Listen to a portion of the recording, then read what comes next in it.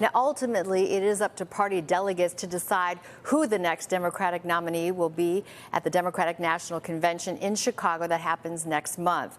But as Vice President Kamala Harris prepares to run for that top spot on the ticket, there are questions now about who could possibly be her running mate. And so far, she's not said anything publicly, but about who she's considering, though there are reports that she made calls to at least 2 governors over the weekend. Several names have been floated around as potential vice presidential candidates.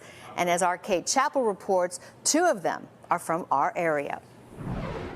Several recognizable names from the Midwest have surfaced as potential vice presidential running mates alongside Kamala Harris should she become the Democratic nominee, including Illinois Governor J.B. Pritzker and Transportation Secretary and former South Bend Mayor Pete Buttigieg. Illinois is a pure Democratic state, so you've got Illinois in the win column. Pritzker and Buttigieg each endorsed Harris on Monday, but neither has made a public media appearance since Biden left the campaign.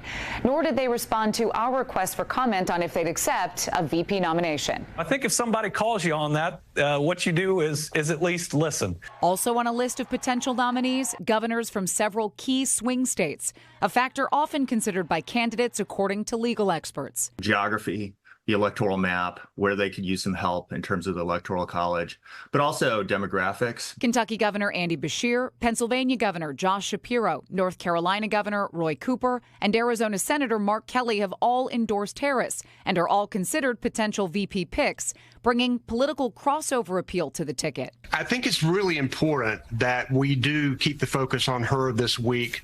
The vice presidential conversation needs to occur later. California Governor Gavin Newsom, who debated Ron DeSantis on behalf of the Biden-Harris campaign in November, has also been named as a potential running mate.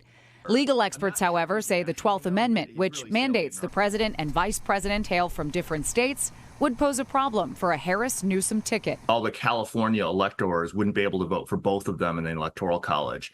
And that's a lot of electoral votes. California has the most electoral votes. So that's definitely a disadvantage. Notably, Michigan Governor Gretchen Whitmer, today I am fired up to endorse Kamala Harris, who endorsed Harris on Monday, said she won't take a VP nomination and plans to stay in Michigan. Kate Chappell, NBC5 News. Thank you, Kate.